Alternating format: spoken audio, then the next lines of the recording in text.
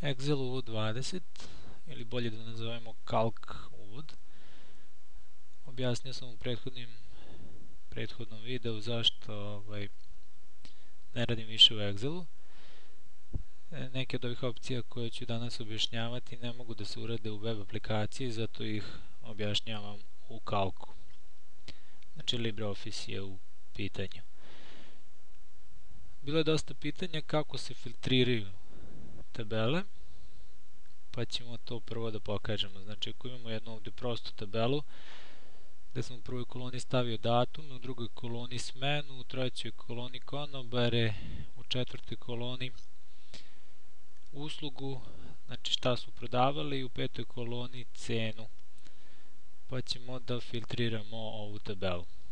Znači idemo na Data, Menu, Filter, imamo opciju Auto Filter ili Standard Filter. Prvo ćemo da radimo sa Standard Filter. Znači biramo recimo za koju kolonu. Možemo da izaberemo od svih kolona. Recimo biramo za smenu i interesuje nas šta se dešavalo u recimo trećoj smeni. Znači condition je uslov da je jednako treća smena. Pored toga imate ovdje još da birate uslove uz koje ćete da filtrirate. Potvrdimo sa OK i on nam daje šta je, to jest filtriruje tabelu po trećoj smeni i daje nam rezultate samo za treću smenu. Ajde da se vratimo nazad. Znači tu imate opcije za svaku kolonu, pa to nećemo ponavljati. Ajde da izaberemo opciju Auto Filter. U ovom slučaju možete sami da birate, recimo da nas interesuje samo 29. Znači možete da odčekirate 29. kliknete ovde i onda on čekira samo, zameni kako se zove, suprotne oznake. Potvrdimo se OK, znači daje nam sve što se desilo 29. Recimo dodatno nas interesuje samo druga smena, znači isključimo prvu smenu, OK. Znači možemo paralelno više filtera da uključimo. Naravno ovo možete da vratite unazad ili da idete back strelicu. Također možete da filtrirate po ceni, po usluzi, recimo interesuje samo kako se prodaje kafa. Potvrdimo se OK i on nam filtrira tabelu po kafi, znači vidimo koji konobar je prodavao, u kojoj smeni se prodavalo i po kojoj ceni, znači količina koliko je prodata. Znači jedno prosto korišćenje filtera. Možete da isključite, znači idete na Data, Filter, isključite Auto Filter i više nemate filtriranja ove tabele. Znači ukoliko vas interesuje da na brzinu izvučete podatke o bilo kom delu ove tabele, da filtrirate po bilo kojoj koloni tabele, znači uključite Auto Filter i birate gore iz naslova kolone, birate šta ćete da filtrirate.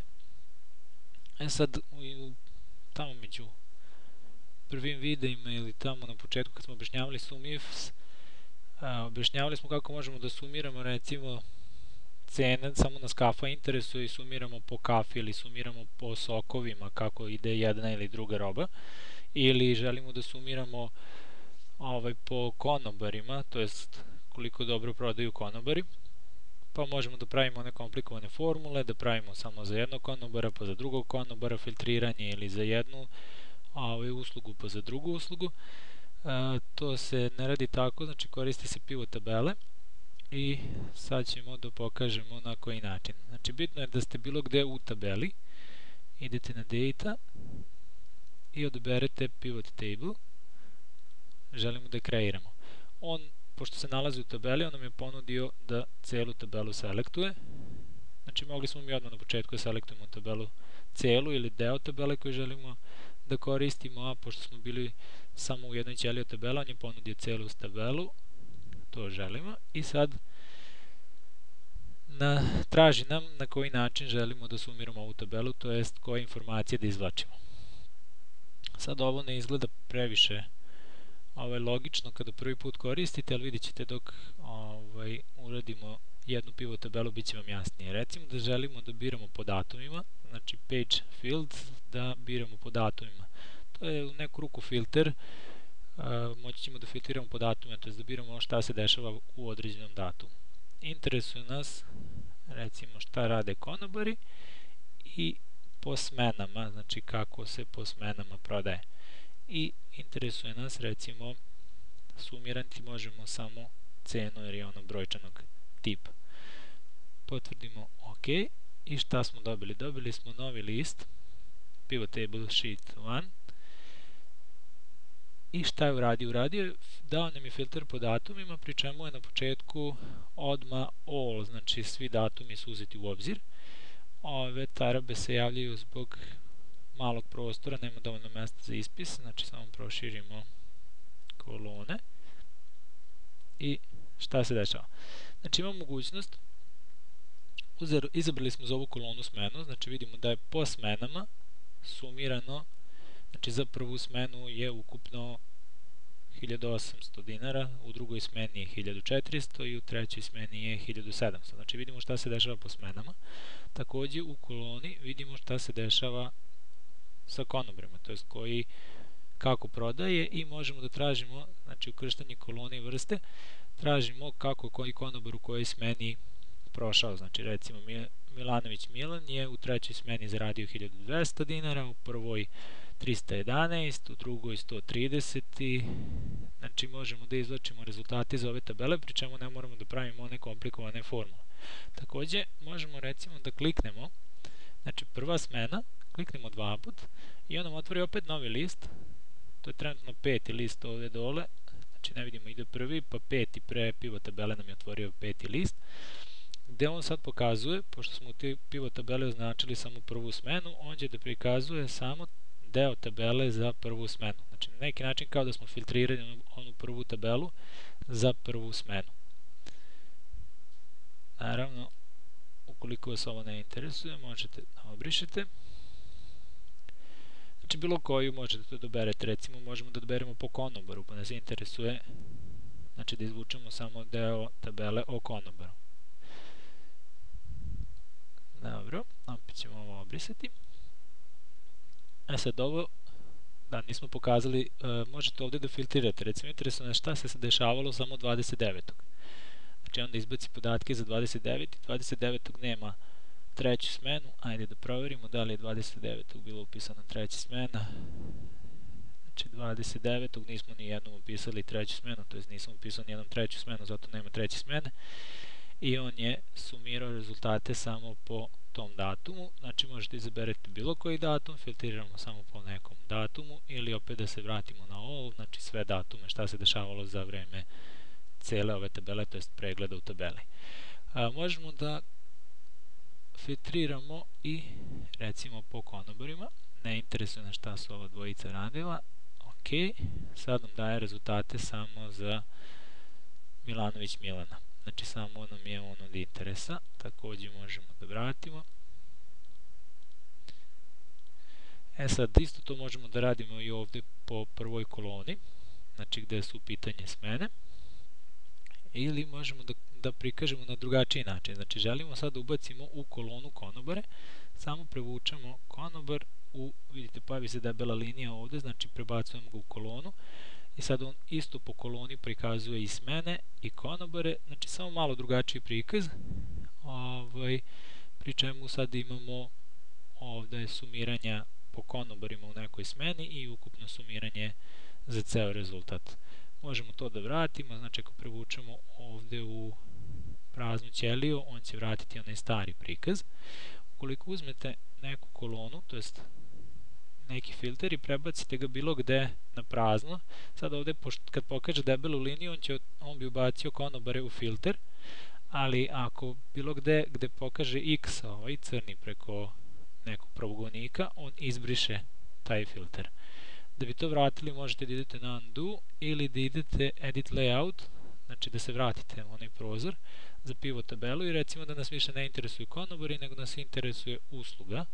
Stavimo uslugu, potvrdimo sa OK i vidimo da sad pokazuje po smenama kako koja je roba išla i koliko se sumiralo, to jest po prvoj smeni sume i po robi sume. Isto to možemo da radimo sa datumom, znači datum možemo da ubacimo recimo u prvu kolonu i sad ga ne filtriramo gore, nego pokazuje datume u kolonu, a i dalje smo u prvoj vrsti, to jest po kolonama vršimo uslugu, a po vrstama prikazujemo datume i smenu. Znači možete više, ovdje opet imamo tarabe zbog malog prostora, možete više u jednu kolonu da stavite više filtera recimo, pri čemu ovdje dalje postoji opcija isključivanja i uključivanja potrebnih podataka. Znači, ukratko, sad ajde još da pokažemo ovdje ovaj filter, pošto ga sad nemamo, možemo da koristimo neki uslov, recimo interesuje nas smena treća, pošto dole imamo malo pre nego što smo uključili treću smenu, da se vratimo nazad, vidimo da treća smena nije postojala kada je datum 29. Iz tog razloga, to je 29. 32. januar. Tako da, kad smo malo pre uključili filter gore, nije imao šta da izbaci. Ajde recimo, pošto ovdje postoji prva i druga smena, da želimo da filtriramo smenu drugu, da vidimo šta se dešava samo u drugoj smeni. Ok, evo vidimo da sad imamo podatke o tome. Znači ovdje možete da radite, uglavnom se ovdje izvlači informacije iz podataka koje imate u nekoj tabeli, da ne morate praviti komplikovane formule i funkcije za izvlačenje podataka i da još pritom i filtrirate vašu tabelu. Znači pivot tabele vam omogućavaju lakši pregled i izvlačenje informacije o podacima koje imate. Znači u ovom slučaju izvlačenje informacije o tome kako su konobari po smenama radili, koja usluga najbolje ide, šta se najviše prodaje po datumu, koji datum je bio najbolji, to jest za prodaju, ili kažem vam šta god imate u vašoj tabeli. Ovo je jedan primjer koji je meni pao na pamet. Znači ovdje edit layout, uvek možete da vidimo ovdje sad stoje smena i datum, zato što smo datum prebacili, možemo datum da vratimo gore, ili recimo ne želimo da filtriramo po datumu, već želimo da filtriramo po konobarima, zato što smo njih izbacila, da i dalje stoji usluga i smena. Ok, vidimo da se filter vratio. Evo recimo Savić, vidimo da ovdje i dalje stoji filter samo za drugu smenu, jer je, kad smo malo pre podešavali, ovdje je postavljeno ograničenje. Ako stavimo none, znači ništa ne želimo da filtriramo od smena, vrati nam celu tabelu, to jest sve podatke za Savić Predraga po smenama, kako je radio i koje usluge su kako išle u kojoj smeni. Također i sumirani rezultati. Evo recimo ako pritisnemo, sad nam pokazuje sve za Predraga Savić, jer je to ukupan rezultat, to jest suma svega, izvukao je samo podatke o njemu, jer je filter bio uključen u ovoj pivot tabeli na njega. Znači ovo je bilo ukratko o filterima i o korišćenju pivot tabela.